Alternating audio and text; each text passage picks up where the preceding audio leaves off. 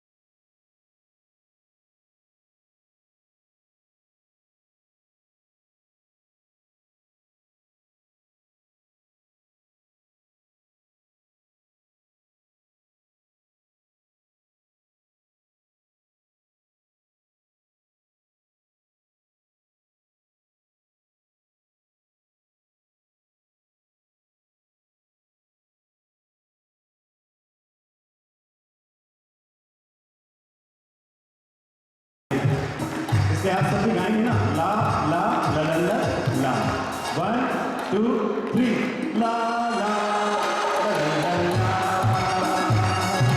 ला, one more, ला ला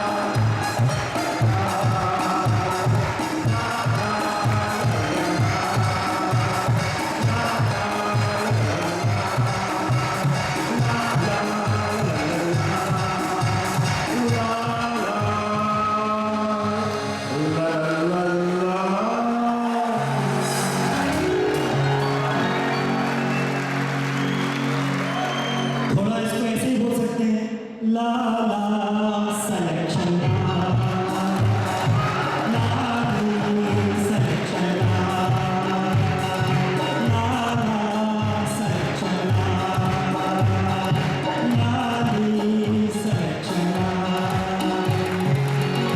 कितना मस्त गीत चल रहा था, झूमते हुए चल रहे थे, ताली बजाते हुए चल रहे थे और ऐसा लग रहा था जैसे इस गीत से हम अपनी मंजिल से मिल रहे थे।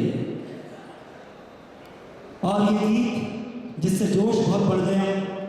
वैसे तो हमारा हर दिन बहुत इस संस्कृति के हिसाब से जोश बढ़ाने वाला होता है, लेकिन इस गीत के माध्यम से आपको मालूम पड़ा कि समय कितना अनमोल है और उसमें एक एक दिन का कैसा मोल है। और उसमें जो आपके शुरू के दो, आपने अगर इसमें स्ट्रेंजा देखे हो, अंतरे देखे हो, तो पहला स्ट्रेंजा कहता है कि हमें अपने जीवन के सफर में जो अपना मूल काम करना है, जिससे कोई पहचान बनाने का समय होता है, उस समय पूरा डेडिकेशन डिवोशन से करना चाहिए। और जब वो काम हो जाता है और फिर पहचान बन जाती है, तो अगला स्ट्रेंजा कहता है पर्दे के पीछे बैठी सामने गोरी, तो फिर आगे जीवन का सफर भी हमको मिल जाता है। तो ये जीवन का सफर दो हमारे हिस्सों में चल रहा है। ये गीत आपको संदेश दे रहा है और हम सब भारतीय हैं, we proud to be Indian, क्योंकि हमारी भारतीय संस्कृति सर्वोत्तम संस्कृति है। और किसी देश में ऐसा नहीं जहाँ हर दिन कोई त्यौहार होता है।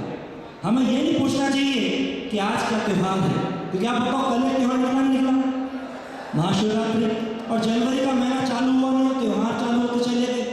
और अभी बसंत चल रहा है तो बसंत पंचमी भी निकली थी। एक आपका राष्ट्रीय त्यौहार 26 जनवरी भी गणतंत्र दिवस भी निकला था। तो यहाँ तो हर दिन त्यौहार होता है। और आप जानते हैं त्यौहार के लिए हमारे अंदर में विचार क्या होता है। जब त्यौहार होता है तो अंदर अलग ही जोश होता है। त्यौहार का इंतजार करते हुए दिन जोश के साथ निकलते हैं। जब त्यौहार के दिन आते हैं तो पूरे जोश से उसको मनाते हैं और वो जोश आगे फिर कायम रहता है, क्योंकि आगे के दिन भी तो जोश के हिसाब से त्यौहार वाले होते हैं। तो हमारी संस्कृति कितनी गजब की है। समझाओ ईस्ट और वेस्ट और India is proud to be India. इस समय ये नहीं पूछना चाहिए आज क्या वार है हमें से पूछना चाहिए आज का त्योहार है, हर दिन का काम है। कितना जोश बढ़ता जा रहा है। हर बार आपसे जोश की बात बहुत करी है, लेकिन अब थोड़े होश की बात बहुत जरूरी है। किसी भी काम को करने में जोश और होश के तालमेल की बहुत जरूरत होती है, और अगर वो तालमेल सही तरह से चले तो फिर हम जो काम करते हैं उसमें सफलता सुनिश्चित होती है। हम अपने मुकाम तक उस जोश और होश के तालमेल से ही पहुंच सकते हैं। इसलिए थोड़ी होश की बात करें, इसीलिए गीत दिया कि आपका एक एक दिन कितना कीमती है। आज अपन आपके विक्ट्री सेलिब्रेशन फंक्शन से पहले लास्ट ओपन सेशन में मिल रहे हैं। आएंगे ना विक्ट्री फंक्शन में? आएंगे? जोश तो आपका पूरा है, अब इसको होश के साथ लेके चलिए। एक एक दिन हमारे लिए कितना कीमती है, उसमें अब हमारे लिए होश की बात इतनी है कि हमारे अब खुद के पढ़ाई के दिन आ रहे हैं, क्लासेस से हम फ्री होने वाले हैं, और आपके पढ़ाई के दिन में आपके जोश के साथ होश की बहुत ज़रूरत है। इसलिए थोड़ा सा मैं इस जोश के साथ होश की बातों को कुछ पॉइंट के साथ करूँगा, तो इसको पॉइंट के साथ करते बाद लेके चले अपना दाया हाथ। हो जाए शुरुआत, देंगे साथ, चलेंगे हम साथ साथ। सबसे पहली बात होश की है, हम जिस एग्जाम की तैयारी कर रहे हैं उसमें सबसे इंपॉर्टेंट है एग्जाम देने की क्वालिटी, और क्वालिटी में आता है टाइम मैनेजमेंट के साथ स्पीड और एक्यूरेसी। और स्पीड की बात करें तो स्पीड तो आप खुद जितनी प्रैक्टिस करेंगे उतनी स्पीड बढ़ती जाएगी। वहाँ भी खेल टाइम बाउंडेड है, टाइम बाउंडेड प्रैक्टिस करेंगे तो स्पीड बढ़ती जाएगी। और जब हमारा कॉन्फिडेंस बढ़ जाएगा तो बस थोड़ा सा पेशेंस के साथ काम करना चाहिए। जब हम जल्दबाजी करेंगे, हड़बड़ी करेंगे, हमेशा गड़बड़ी हो जाएगी। तो अगर स्पीड और एक्यूरेसी चाहिए तो क्वेश्चन से खुद लड़ने की आदत में खुद अगर आपने क्वेश्चन किए हैं तो आपका दिमाग जल्दी सोचने वाला, जल्दी खोजने वाला, दौड़ने वाला बन जाएगा। और अगर आपने अपने कंट्रोल और पेशेंस के साथ इस खेल को जो आपको एग्जाम के रूप में देना है अगर किया तो एक्यूरेसी भी अपने आप रहेगी। तो पहला पॉइंट है टाइम मैनेजमेंट के साथ स्पीड और एक्यूरेसी। आपकी जो नॉलेज है उसको आपको अपनी बेस्ट एफिशिएंसी में कन्वर्ट करना है। आप जितनी अपनी तैयारी रखते हैं उसके हिसाब से आपका स्कोर प्रोड्यूस होना चाहिए। ये कहलाती है आपकी एक्यूरेसी और साथ साथ कहते हैं एफिशिएंसी। दूसरा पॉइंट आता है और वो है हम जिस एग्जाम के लिए तैयारी कर रहे हैं उस पर पॉइंट होता है कट ऑफ परसेंटेज। हमें ये देखना है कि जो कट ऑफ परसेंटेज है उसके हिसाब से हमको बावले होकर पूरी तैयारी के पीछे नहीं पड़ना चाहिए।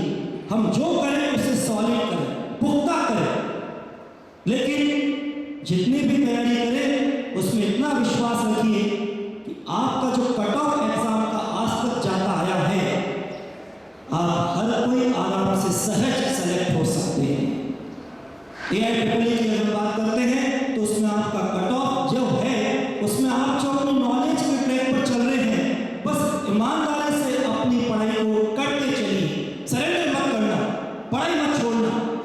अगर पढ़ाई करते चलोगे तो भी आपकी आराम से AIEEE की सिलेक्शन की सीट पक्की है। इस कट ऑफ परसेंटेज के लिए हमें अपना हमेशा देखना चाहिए हम जो यहाँ पे टेस्ट दे रहे हैं वो हमारे रियल से प्रैक्टिस टेस्ट है। इसमें आपका रिजल्ट प्रोड्यूस होता है वो भी एक परसेंटेज है। बच्चा परसेंटेज से पहले रैंक को देखता है, परसेंटेज से रैंक डिसाइड होती है। रैंक सेकंड है, पहले आपका पार्ट है एब्सोल्यूट परसेंटेज, रैंक में दूसरे भी खड़े हो जाते हैं। इसलिए जो आपकी परसेंट रिजल्ट में आई है उसको देखो और रूम पे जाकर उसी टेस्ट की परसेंटेज आपकी क्या हो जाती है उसमें एक डिफरेंस तो नहीं आता है। थोड़ा होश में इस बात को सुनना, अभी जोश हो जाएगा कि अब मेरा सिलेक्शन तो पक्का है। भले आपकी यहाँ फेज में किसी भी फेज में कोई भी रैंक चल रही है, अगर आपने उस परसेंटेज पे फोकस किया जो रिजल्ट यहाँ प्रोड्यूस हुआ उसकी परसेंटेज और उसी को पेपर को आपने रूम पर जाके किया तो कुछ ना कुछ तो परसेंटेज का इजाफा होता होगा। Am I right? वो परसेंटेज का इजाफा अगर आपका ज़्यादा डिफरेंस का बता रहा है इसका मतलब आपको अपने एग्जाम सेंटर के हिसाब से परफॉर्मेंस देने नहीं आती है। कोई रूम पर परफॉर्मेंस देने नहीं आएगा, आपको उस एनवायरनमेंट में अपने एग्जाम सेंटर पर अपनी परफॉर्मेंस प्रोड्यूस करनी है। तो जो डिफरेंस है उसे मिनिमाइज करने की कोशिश करें और उसमें आपको ये एनालिसिस करना है कि आपने वहां पर परसेंटेज किस किस कारण से और इम्प्रूव करनी है। क्या कुछ क्वेश्चन ऐसे थे जिसमें लूजिंग ऑफ कॉन्फिडेंस आप क्वेश्चन छोड़ के आ गए, लेकिन रूम में जाके देखा तो सही कर रहे थे। ये लूजिंग ऑफ कॉन्फिडेंस यानी खुद पे शक भी बीमारी है। और हमारा काम क्या है कि जितने भी टेस्ट हैं इसमें हर तरह की हमारी बीमारियों को दूर करना है, हमारी मिस्टेक्स को दूर करना है। तो जो क्वेश्चन आप वहां पर सही कर रहे हो, वहां लूजिंग ऑफ कॉन्फिडेंस से छोड़ के आ गए, उसको अगली बार करके आइए, अपने पे शक मत करिए। जो आपकी सिली मिस्टेक हो गई है उसके लिए अलर्ट हो जाइए, अगले टेस्ट में उसको रिपीट मत होने दीजिए। जो आपका क्वेश्चन किसी कंसेप्चुअल सब्जेक्ट मिस्टेक से गलत हुआ है उसको उसी दिन अपने सब्जेक्ट में नोट कर लीजिए, किस टॉपिक में किस पॉइंट के कारण ये क्वेश्चन गलत हुआ है, ताकि आपको अपने रिवीजन के हिसाब से उसका विशेष ध्यान रखना है। रिवीजन का मतलब क्या है? अपनी वीकनेस को आइडेंटिफाई करो और उसको पीछे पढ़कर उसे स्ट्रेंथ में कन्वर्ट करो कि जिस दिन आप टेस्ट देने आते हैं उस दिन सबसे अच्छा काम हो सकता है। इसलिए उसको अपने रिवीजन के पॉइंट से अपने सब्जेक्ट के रजिस्टर में नोट कर लीजिए। आपका अपना सब्जेक्ट का रजिस्टर रिवीजन के लिए खजाने का काम करेगा और इसका मेन रोल होगा और इसका इम्पैक्ट नजर आएगा जब आपको अपने मेन एग्जाम के लिए जिस दिन फाइनल आपको खेलने जाना है उस दिन उससे रिवीजन करते जाएंगे। इसलिए पैरेलल में आपका तीनों सब्जेक्ट का एक एक रजिस्टर रिवीजन के हिसाब से तैयार होना चाहिए। और ये प्रोसेस जिसने चालू कर रखा होगा वो बहुत विश्वास के साथ चल रहा होगा। जो इन बातों का मंथन चिंतन कर रहा होगा उसका इतना विश्वास होगा, वो इतना दबक होगा, वो आराम से अंदर से ऐलान कर रहा होगा, अगर मेरा सिलेक्शन नहीं हो सकता तो किसी माई का लाल का नहीं हो सकता। हाँ, ये बात बदल गया, अगर एग्जाम नहीं हो तो फिर किसी का नहीं होगा, लेकिन अगर एग्जाम होगा तो मेरी एक सीट NIT की पक्की है, इतना उसका अपना अदम और दबक विश्वास होगा। तो ये मंथन चिंतन जिसने चालू नहीं किया है वो अब कर दो। समय तो कभी छोटा नहीं पड़ता और समय से बड़ा कोई डॉक्टर नहीं, वो हर तरह के घाव को भर देता है। तो ये दूसरी बात मैंने करी थी आपसे कट ऑफ परसेंटेज की। अब अपनी नॉलेज की चिंता मत करिए, ये एग्जाम आपके नॉलेज के लिए नहीं है। जितनी नॉलेज है उसकी वसूली करना आप जानते नहीं जानते हैं, उसमें आपका एक्यूरेसी का खेल आपको आता नहीं आता, उसके लिए इंपॉर्टेंट है। तीसरा पॉइंट आता है और वो सबसे इंपॉर्टेंट जो अब आपका है पढ़ाई के एग्जाम के लिए रिवीजन। अगर एक छोटा सा क्वेश्चन बोला जाए पान सड़ा क्यों, रोटी जली क्यों और पढ़ाई भूली क्यों, तो सबका एक ही जवाब होगा, इन्हें पलटा नहीं गया है। इसका मतलब पढ़ाई के हिसाब से इसको रिवाइज नहीं किया गया। और ये रिवीजन हमेशा सिलेबस से कम समय लेता है, इसलिए लेना भी कम समय चाहिए। और रिवीजन करने का तरीका अगर सही है तो रिवीजन है पौवा, और करने का तरीका गलत है तो रिवीजन है हौवा। बच्चों ये नोट तो हौवा है पौवा। हौवा का मतलब बियॉन्ड लिमिट। जो कई बच्चे कहते हैं सर इतना बड़ा सिलेबस कैसे रिवाइज करेंगे, क्योंकि उनकी थिंकिंग है सिलेबस से ज़्यादा रिवीजन में टाइम लगना चाहिए। नहीं, ये हौवा बियॉन्ड लिमिट खुद की सोच में बना ली। और पौवा का मतलब बचपन का वो खेल, अगर आज भी हो जाए हमारा उससे मेल तो शुरू हो जाएगा वो खेल। कुछ याद है पौवा खेल होता था, एक पत्थर लेते थे और उसको ऐसे फेंकते थे और कुछ यूं खेल होता था। आया यार, कितना आसान खेल था। बस ऐसे रिवीजन है। रिवीजन करने का तरीका जो आप पढ़ाई कर रहे हैं उसमें ऑटोमेटिक आप तैयारी कर रहे हैं। और जो मैंने अभी कहा था वो तीनों सब्जेक्ट का एक आपका रजिस्टर तैयार हुआ है, वो आपके रिवीजन का खजाना है, उससे रिवीजन करिए। और आगे यहाँ पर जो आपके मेजर टेस्ट है उनको भी उससे दीजिए, और उनसे देने से जो आपका अपना स्कोर पोटेंशियल के रूप में डेवलप होगा वो विश्वास के साथ फिर वहाँ मेन एग्जाम के लिए भी उसी से रिवाइज करके जाएंगे। अगर आप उस तरह से अपने रजिस्टर में अपने सब्जेक्ट को समेट लेंगे, कॉम्पैक्ट कर लेंगे, कलेक्ट कर लेंगे, तो रिवीजन नहीं नंबर ऑफ रिवीजन करके जाएंगे। और जितने रिवीजन करते चले जाएंगे उतना आपकी सब्जेक्ट की पकड़ जकड़ मजबूत होती जाएगी। इस रिवीजन में कई बच्चे सोचते हैं कि नए क्वेश्चन करें नहीं। रिवीजन में आपके लिए सबसे पहले आपको जो सर पढ़ा रहे हैं उनके क्लास के नोट के रजिस्टर ऑल इन वन है, उनका ढंग से रिवीजन करो। वो अपने पार्ट में कसर नहीं छोड़ेंगे। उन्होंने जो टॉपिक पढ़ाया है, आपके एग्जाम के क्वेश्चन हो या और कुछ हो, सब कुछ वो वहां पर अपने क्लास के अंदर ले आते हैं, इसलिए उसका अच्छा रिवीजन करो। Number 2, all India triple E के जो आपके 10 साल के पेपर की बुकलेट मिली है, वो तो न्यू आपके लिए बिल्कुल गजब रिवीजन का मसाला है।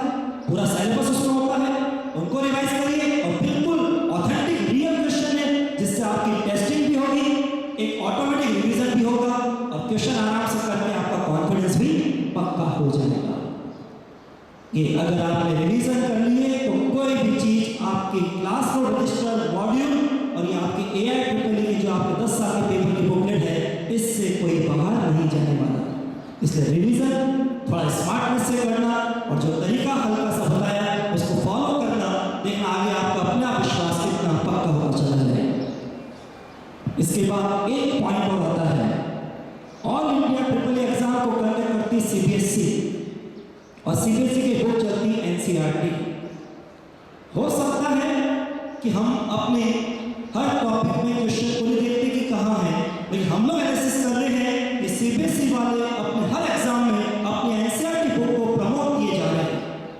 इसलिए आपको अगर आपके पास NCERT है तो उसको भी पन्ने पलट के जरूर देखने चाहिए, ताकि ऑल इज वेल, मन को एक संतुष्टि मिल जाएगी। इसलिए 4th पॉइंट है कि आपको NCERT का रिवीजन भी करना चाहिए, लेकिन कैसे? जब आपने मॉड्यूल से तैयारी करके टेस्ट दे दिया, सब कुछ हो गया, उसी दिन टॉपिक तो वही है, एक बुक का नाम NCERT है, उसके पन्ने पलटते चले जाओ, मस्ती से सब कुछ बात समझ में आ जाएगी। पहले आपका मॉड्यूल और उसके बाद NCERT से करेंगे तो स्मार्ट रिवीजन होगा और हमारे मन में संतोष होगा कि हमने CBSE की बुक को भी साथ साथ लेके चला है। ये 4 पॉइंट मैंने आपके होश के लिए करे हैं। अब बताइए, इस होश से लग रहा है कुछ जोश बढ़ रहा है? तो जरा यूं करिए, ये 4 पॉइंट ऐसे करें, हाथ में मैंने कहा लेके चले दायां हाथ, तो अंगूठा रह गया अकेला और ये अंगूठा ऐसे खड़ा हुआ है। ये किस बात को बता रहा है? Sign of confidence, sign of victory, और ये कहलाता है जोश। इसलिए जोश और होश का तालमेल हमेशा साथ रहना चाहिए, और अगर वो दोनों साथ हैं तो हम किसी भी खेल में अपनी पहचान बना सकते हैं। तो आइए थोड़ा और जोश को बढ़ाते हैं। हमारी संस्कृति में देशभक्ति के बहुत गीत हैं, उनको भी जब सुनते हैं तो हमारा बहुत जोश बढ़ जाता है।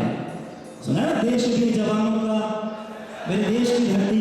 तो आइए जरा ऐसा ही कोई गीत लेते हैं जिसमें उन शहीदों को याद करते हैं जिन्होंने अपने देश की आन बान शान के लिए अपनी जान की आहुति लगा दी थी, अपनी जान की परवाह नहीं करी थी।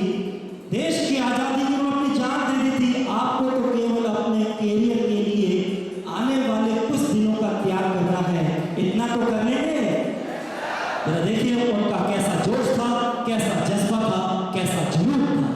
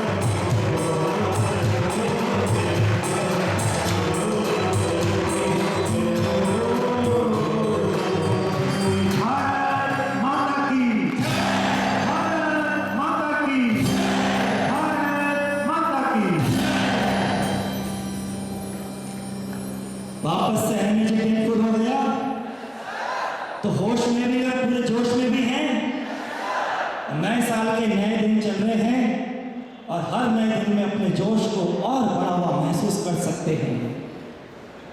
आप में से कोई भी अगर अपने बारे में सोचे तो एक यूनिक पीस है। आप जैसा आप जैसा आप जैसा आप जैसा किसी के भी XYZ जैसा दुनिया में कोई दूसरा पॉसिबल है क्या? ढूंढ के ला सकते हो क्या? इम्पॉसिबल है ना। और जो चीज अकेली होती है उसे यूनिक कहते हैं, और जो यूनिक होता है उसे दी बेस्ट कहते हैं। और आप जानते हैं जो चीज अकेली होती है उसी के आगे द लगाते हैं। ये सुना होगा ताजमहल, तो क्या बोलते हैं? द ताजमहल। तो आप लोग भी सब यूनिक हैं, दी बेस्ट हैं, इसलिए आज से अपने नाम के आगे द लगाया करो।